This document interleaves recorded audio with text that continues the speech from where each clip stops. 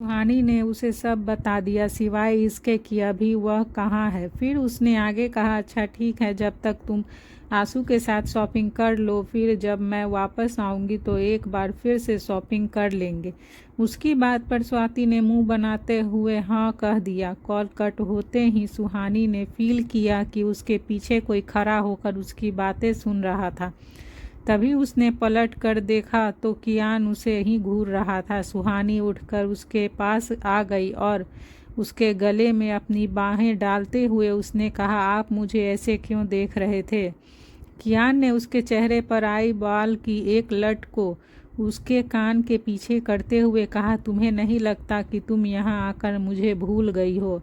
कियान की बात पर सुहानी ने उसे हैरानी से देखा और मन में ही खुद से कहा, अभी हमें रोमांस करे हुए 24 घंटे भी नहीं हुए और इन्हें लगता है कि मैं इन्हें भूल गई हूँ। क्या करूँ मैं ऐसे पति का?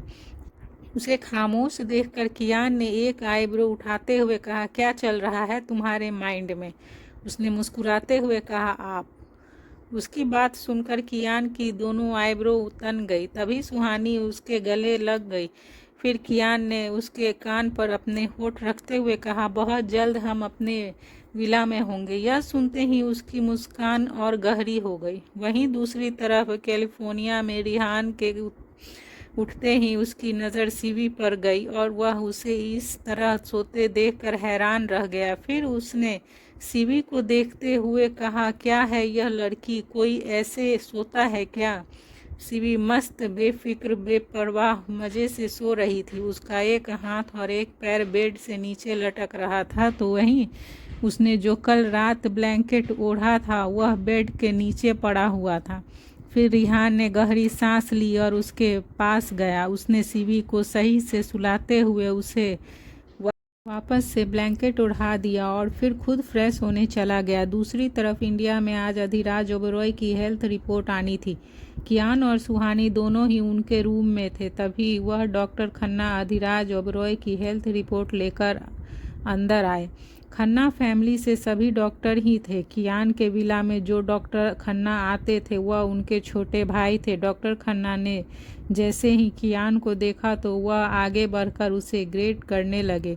डॉक्टर खन्ना ने रिपोर्ट पढ़कर कियान को बताते हुए कहा, सर को दूसरी बार हार्ट अटैक आया है। उन्हें अपनी हेल्थ का पहले से ज़्यादा ध्यान रखना होगा। जितना हो सके उन्हें स्ट्रेस कम लेना होगा।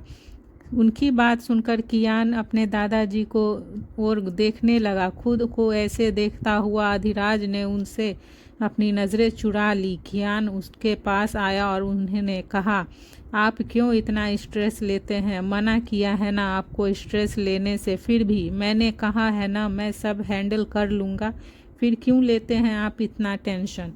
तभी अधिराज ने उसकी बात को काटते हुए कहा, हाँ ठीक है, अब से मैं स्ट्रेस नहीं लूँगा, पर तुम सब यहाँ मेरे साथ आकर रहो, मैं खुश रहूँगा। उसकी बात सुनकर कियान ने उनके हाथ पर अपना हाथ रखते हुए कहा, मैं प्रॉमिस करता हूँ इस विंटर में हम सब साथ रहेंगे। उनकी बात सुनते ही उनके होठों पर स्माइल आ गई। तब कियान ने आगे कहा, दादाजी मैं वापस आऊँगा, पर अभी मुझे जाना होगा। कुछ काम ऐसे हैं जो मुझे करने होंगे, उन्हें मेरी ज़रूरत है दादाजी। अधिराज उनकी बातों की गंभीरता को समझ रहे थे। उन्होंने अपनी पलकें झपकाकर हाँ कह दिया। अभी बात पूरी करके जैसे ही कियान जाने को हुआ कि तभी अधिराज ने उसे रोकते हुए कहा, 24 साल हो गए हैं, अब तो उसे माफ़ कर दो। कियान ने बिना पीछे मुड़े ही कहा, कुछ गलतियों की माफ़ी नहीं होती। सुहानी वहीं खड़ी सब सुन रही थी। कियान के जाने के बाद अधिराज ने सुहानी को अपने पास बिठाने का इशारा किया। वह उसके पास आकर बैठ गई। तभी उन्होंने उससे कहा, बेटा क्या तुम मेरे लिए कुछ करोगी? सुहानी ने उन्हें प्यार से कहा, जी दादाजी, आप जैसा कहेंगे मैं करूँगी। मुझे क्या करना होगा दादाजी?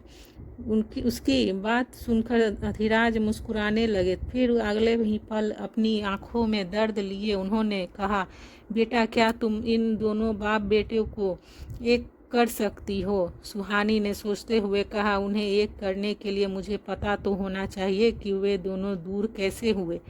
वह अपने पापा से इतनी नफरत क्यों करते हैं, बताइए ना दादाजी। अधिराज ने एक लंबी सांस ली और कहा, अब तुम ओबरॉय फैमिली की बड़ी बहू हो, तुम्हारा हक है यह सब जानने का, और मैं आज तुम्हें उनकी नफरत की वजह बताऊंगा। यह कहकर वह पुरानी बातों को याद करने लगे और फिर सुहानी को देखते हुए उन्होंने कहा, कायरव और मेघना दोनों एक दूसरे से बहुत प्यार करते थे। मेघना एक अनाथ लड़की थी, उसके आगे पीछे कोई नहीं था। दोनों पहली बार हमारे चैरिटी फाउंडेशन में मिले थे। मेघना वहाँ काम करती थी। कायरव को मेघना पहली मुलाकात में ही बहुत पसंद आई थी। समय के साथ दोनों में प्यार हुआ और एक दिन कायरव ने मुझे और अपनी माँ को मेघना से मिलवाया। मेघना एक समझदार और अच्छी लड़की थी। हमें इस रिश्ते से कोई परेशानी नहीं थी, इसीलिए हमने शादी के लिए हाँ कर दी। सुहानी यह जानकर हैरान रह गई थी कि कियान की माँ एक अनाथ थी। वह ध्यान से अधिराज की सारी बातें सुनने लगी। फिर अधिराज ने आगे कहा, मेघना जब शादी करके इस घर में आई तो हमें मेघना के रूप में एक बेटी भी मिल गई थी। वह सबका बहुत ख्याल रखती थी और वह ऑफिस के काम भी कायरव की मदद भी करती थी। शादी के कुछ सालों बाद कियान का जन्म हुआ तो उसके इस दुनिया में आते ही ऐसा लगा जैसे हमारी फैमिली पूरी हो गई। ओबरॉय एम्पायर को उसका वारिस मिल गया था। इस मेंशन में चारों तरफ बस खुशियां ही खुशियां थी। अधिराज की यह बात सुनकर सुहानी मुस्कुराने लगी और फिर उन्होंने उससे आगे कहा, जब कियान 4 साल का हुआ तभी एक एक्सीडेंट में मेघना हमें छोड़कर चली गई। अपनी माँ को खोने के बाद कियान जैसे हंसना ही भूल गया था। तो वहीं मेघना की मौत ने कायरव को भी तोड़ दिया था। उसने शराब पीना शुरू कर दिया था।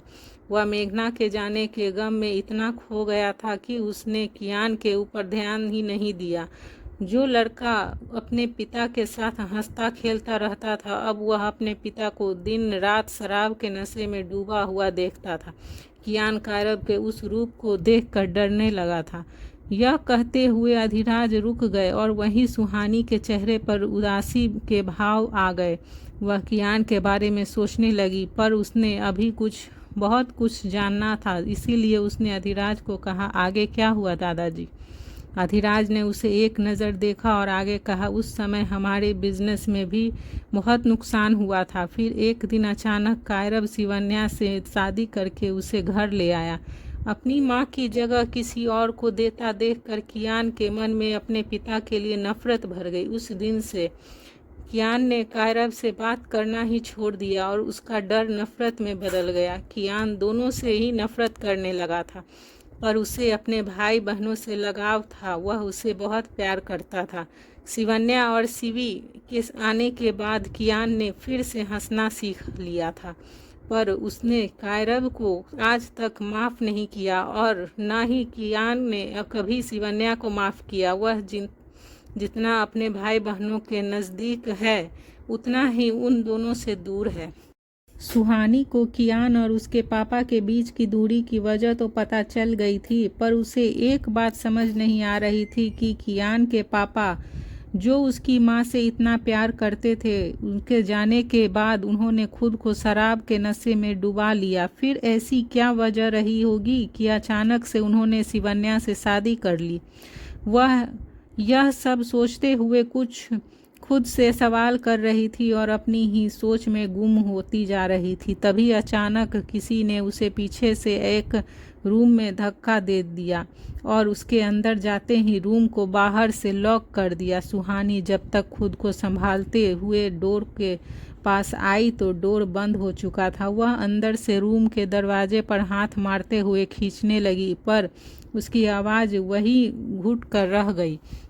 वहीं दूसरी तरफ कियान जब अपने रूम में गया तो रूम में घना अंधेरा था। वह जैसे ही स्विच ऑन करने के लिए आगे बढ़ा कि तभी उसे रूम में किसी के अंदर आने का एहसास हुआ। उसे लग रहा था कि सुहानी ने यह सब किया है, इसीलिए वह होठों को तिरछा करके मुस्कुरा दिया। तभी 2 हाथ पीछे से आगे आते हुए उसकी चेस्ट को सहलाने लगे और उसे अपनी गर्दन पर गर्म सांसें महसूस होने लगी।